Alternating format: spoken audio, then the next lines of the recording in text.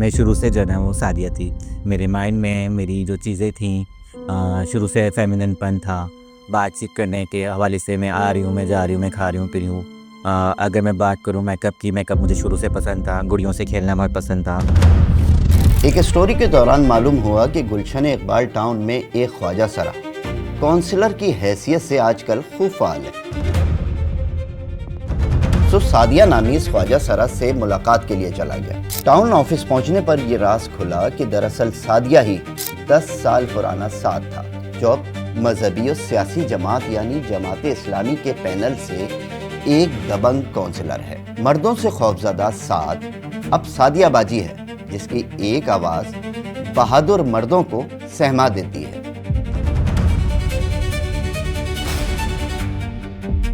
साद से मेरी पहली मुलाकात 2013 में एक टीवी चैनल में हुई, जहां मैं कंट्रोलर न्यूज़ और वो नॉन लीनियर एडिटर था। शर्मीला और कमगो लड़का जो सहमा सहमा सिर्फ अपने काम से काम रखता। बज़ाहिर इसे ये भी फिक्र नहीं होती थी कि कौन इसे मीठा या छक्का कहता है। वो बस अपने काम में लगा रहता और ड्यूटी ख़त्म होने पर अपने घर चला जाता। तो मैंने जो जॉब करी तो ज़ाहिर एज़ अ लड़का ही मैंने जॉब किया था वहाँ पे। तो अपने आप को भरम रखने के लिए जो है ना वो बस एक समझे कि खोल पहना हुआ था, क्योंकि अब्बा को सपोर्ट भी था, फैमिली के लिए सपोर्ट करनी थी मैंने। तो बस वो चीज़ जो है ना मेरी थोड़ी सी मुश्किल थी, क्योंकि वो खोल मैं ज़्यादा अरसे बर्दाश्त नहीं कर पाई। ठीक है, तो एक कहते हैं ना कि जब इंसान बिल्कुल थक जाता है, दोहरी ज़िंदगी नहीं जीता, तो मैंने शायद अपनी दोहरी ज़िंदगी नहीं जी।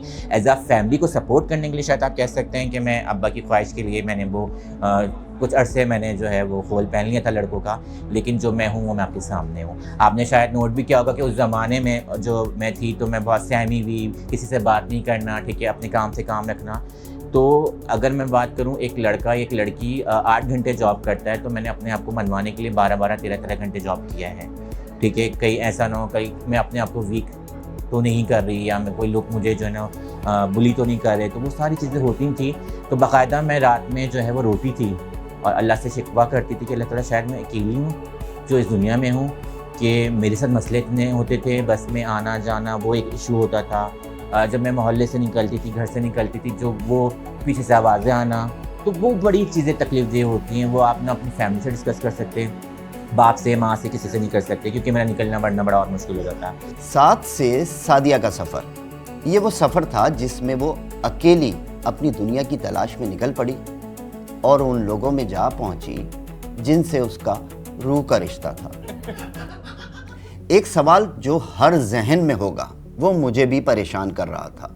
जिंदगी के 22 साल जब साद की हैसियत से गुजार दिए तो मज़ीद क्यों नहीं? वो क्या मजबूरी थी जिसने साद को सादिया बनने पर मजबूर किया?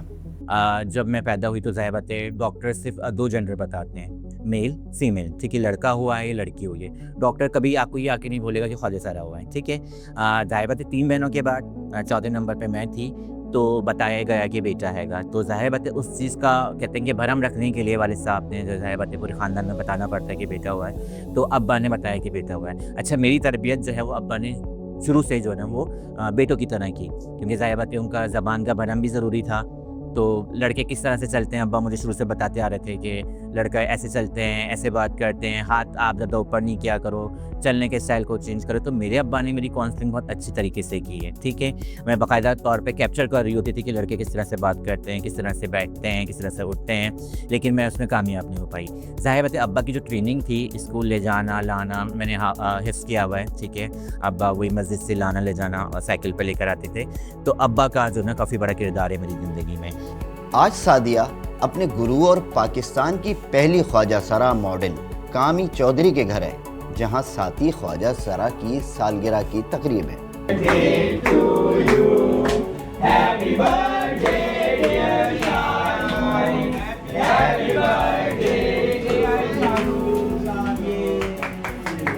सालगिरह तो मतलब एक मौका होता है मिलने का। हमें तो सिर्फ मौका चाहिए कि कोई कहीं पर भी बुला ले और मिलकर इकट्ठे हो जाए, और फिर आपने यहाँ बातें सुनेंगी कि यहाँ पर एक दूसरे को उड़ाना, मजाक उड़ाना, और फिर ये सिर्फ वक्ती होता है मेरा ख्याल है।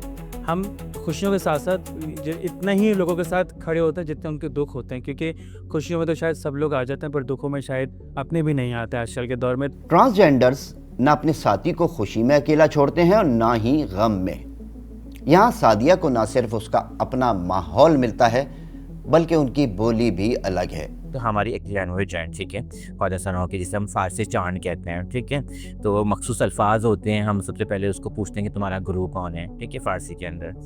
तो अगर वो बिल्कुल फ़ारसी के अंदर जवाब दे रहा होता है, फ़ारसी चांद के अंदर, तो डेफिनेटली वो प्योर होता है, ठीक है। अगर नहीं दे रहा होता तो वो डाउट होता है, वो भाग जाता है, इधर उधर हो जाता है, तो इसकी पहचान बिल्कुल है। ख्वाजा सरा की तंजीमों के मुताबिक इस वक्त कराची में 18,000 से ज़ायद ख्वाजा सरा हैं, जिनमें 80% मुल्क के मुख्तलिफ शहरों से कराची मुंतकिल हुए हैं। हिजड़ों की लैंग्वेज में खोट की मूरत उसको कहते हैं जो बज़ाहिर मर्द हो या दाढ़ी मूछों के साथ ज़िंदगी गुजार रहा हो मगर उसकी रूह औरत की हो। ऐसे ही खोट की मूर्तों से कामी चौधरी के घर मुलाकात हुई। माशरे में, सोसाइटी में जो एक तासुर है कि ख्वाजा सरा अगर कोई है तो उसका एक मखसूस रूप होगा कि वो इसी तरह से नज़र आएगा। एक फ्रेम बना लिया हम लोगों ने क्या, सोसाइटी ने एक बना दिया। बिल्कुल। लेकिन अगर कम्युनिटी में देखा जाए तो यही आज जो आप जिनको देख के आपने ये फ्रेम बनाया और ये जो अपना माइंडसेट बना दिया ना कि ख्वाजा सरा इसी तरह के होंगे, वो ख्वाजा सरा एक उम्र आने के बाद वो इसी रूप में वापस आ जाते हैं। आम तौर पर हमारे गुरुओं के भी जो बड़े गुरु हैं, वो जब अपने बड़े डेरों पे रहते हैं तो वो आम तौर पे उसको हम कहते हैं खोटकी में रहते हैं। मतलब खोटकी होता है कमीज शलवार पहन के मर्दाना रूप में, रुमाल डाले होंगे, नमाज मस्जिद में पढ़ने जाएंगे, उनके घर कोई मर्द नहीं आते, तो डेरों पे मर्दों का आना बंद होता है, मना होता है, तो वो वापस उसी ज़िंदगी में आ जाते हैं जहाँ से शुरू किया होता है। लोगों का रिस्पॉन्स तो कोई बहुत ख़ास है, अच्छा नहीं होता, बेहतर भी नहीं कह सकती। एक स्टिग्मा है जो कि अभी लोगों के माइंडसेट में बैठा हुआ है और वो जुड़ा हुआ है, वो ख़त्म होने में ज़माना लग जाएगा। एक जनरेशन मेरा ख़्याल है कि गुजरेगी तो फिर उस पर फ़र्क आएगा। अगर हमारे फ्रेंड्स हैं जो हमारी कम्युनिटी से बिलोंग करते हैं तो हम ऐसे ही रहेंगे उनके साथ भी। हम वहाँ दोहरी ज़िंदगी नहीं जिएंगे कि बंद कमरे में हम उनके साथ ऐसे हैं और बाहर हम वैसे होंगे, ठीक है। और अल्हम्दुलिल्लाह अब तो बहुत से सोसाइटी वाले एक्सेप्ट करने लग गए हैं। कोई हम उनके लिए कोई खलाई मखलूक नहीं है, बीइंग अ ह्यूमन हम उनको पता है कि हम क्या हैं। और कहीं अगर सोशलिज़म की बात की जाए या कोई प्लेटफॉर्म की बात की जाए या हमारी फैमिली की बात की जाए तो हाँ, फैमिली में हमें बहुत सी चीज़ों को, अपनी अदाओं को, अपनी जो चीज़ें हैं, जो चीज़ें सोसाइटी में एग्जिरेट होती हैं, उनको हमें थोड़ा सा कंट्रोल करना पड़ता है। अदरवाइज़ हम दिखने में मेल ही लगते हैं बाहर भी। ये सिर्फ वसफ़ की बात होती है। हिजड़ा एक वसफ़ से होता है, हिजड़े के अंदर वसफ़ होता है। हिजड़ा कोई मुजस्समा नहीं है कि देखने को पता चले कि हाँ जी ये हिजड़ा, हम इसको ही हिजड़ा मानेंगे और हम दाढ़ी मूछ वाले को हिजड़ा नहीं मानेंगे। ये सोच की बात है खाली। मर्दों के माशरे में साज जैसे कितने ही ख्वाजा सरा मर्दों का रूप धार कर ज़िंदगी गुजारने पर मजबूर हैं, ये किसी को मालूम नहीं।